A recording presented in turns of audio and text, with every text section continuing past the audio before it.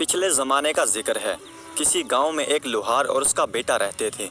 ایک دن بیٹا اپنے باپ سے کہنے لگا، ابا ابا میرے لیے ایک چھری بناؤ جس کی دھار بہت تیز ہو۔ باپ نے کہا، بیٹا چھری بھلی نہ کٹھاری، یہ تو بتاؤ تم نے چھری کا کرنا کیا ہے؟ بیٹے نے گول مول سا جواب دیا، بس ابا مجھے چھری چاہیے۔ آخر بیٹے کے بے حد اصرار پر باپ نے لوہے کی چھری بنا دی۔ جب بیٹے کے ہاتھ میں ہتھیار آ گیا تو وہ شیر ہو گیا۔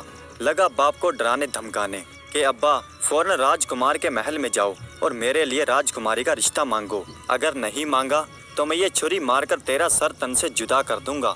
لوہار بیچارہ یہ سن کر تھر تھر کانپنے لگا۔ لڑکے کی آنکھوں میں خون اترا ہوا تھا۔ لوہار اس گھڑی کو کوسنے لگا جب اس نے بیٹے کو چھری بنا کر دی تھی۔ اب سوچنے لگا کہ کروں تو کیا کروں، ادھر کنواں ادھر کھائی۔ اگر راجا سے رشتہ مانگنے گیا تو راجا مجھے مار ڈالے گا، اور نہ گیا تو بیٹا مجھے مار دے گا۔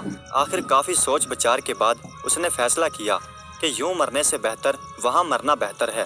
چلو راجا کے پاس چلتا ہوں، چاہے قتل ہی کیوں نہ ہو جاؤں۔ بات تو ہو جائے گی کہ لوہار راجا سے رشتہ مانگنے آیا تھا۔ اپنے بیٹے کے ہاتھوں گم نامی کی موت مرنے سے بہتر ہے کہ راجا کے ہاتھوں عزت سے مشہور ہو کر مر جاؤں۔ ایک دن لوہار ہمت کر کے راجا کے پاس پہنچا اور وہاں جا کر اپنے بیٹے کے لیے راجکماری کا رشتہ مانگا۔ یہ سن کر راجا کے تن بدن میں آگ لگ گئی کہ کمی ہو کر میری بیٹی کا رشتہ مانگتا ہے۔ دل تو چاہا کہ ابھی جلاد کو حکم دے کر اس کا سر تن سے جدا کروا دوں، لیکن وزیر ذرا سمجھدار تھا۔ راجا کے کان میں سرگوشی کرتے ہوئے کہنے لگا، مہاراج اسے مروا دیا تو خام خواہ ہنسی مذاق ہوگی، لوگ بات کا بتنگڑ بنا دیں گے، ہم کس کس کا منہ بند کریں گے۔ عقل مندی یہی ہے کہ ہم کسی طرح سے اسے ٹال دیں، سانپ مرے اور لاٹھی بھی نہ ٹوٹے۔ ہم اس سے ایسا سوال کر ڈالتے ہیں کہ جس کا جواب یہ ساری زندگی بھی ڈھونڈ نہیں پائے گا۔ اگر گڑ دینے سے یہ مر جائے تو زہر کیوں دیجیے۔ اس کے بعد وزیر لوہار سے مخاطب ہو کر بولا، میاں لوہار، ہم راجکماری کا رشتہ تمہارے بیٹے سے کرنے کے لیے تیار ہیں، لیکن اس کے لیے ہماری ایک شرط ہے کہ تمہارا بیٹا کوئی ایسا کام کرے جو آج سے پہلے نہ کسی نے کیا ہو اور نہ کسی نے دیکھا ہو۔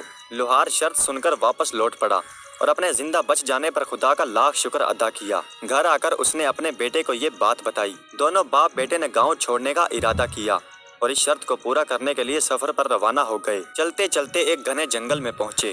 کیا دیکھتے ہیں کہ ایک آدمی شریں یعنی شیرس کے درخت کے نیچے بیٹھا ہے۔ زمین پر چاروں طرف شریں کے پیلے پیلے پھول بکھرے ہیں۔ آدمی نے چولہے میں اپنی ٹانگ ڈال رکھی ہے اور پیر میں سے تڑا تڑ آگ کے شعلے نکل رہے ہیں۔ چولہے پر کھولتے ہوئے تیل کی کڑاہی رکھی ہے اور وہ پکوڑے تل تل کر کھا رہا ہے۔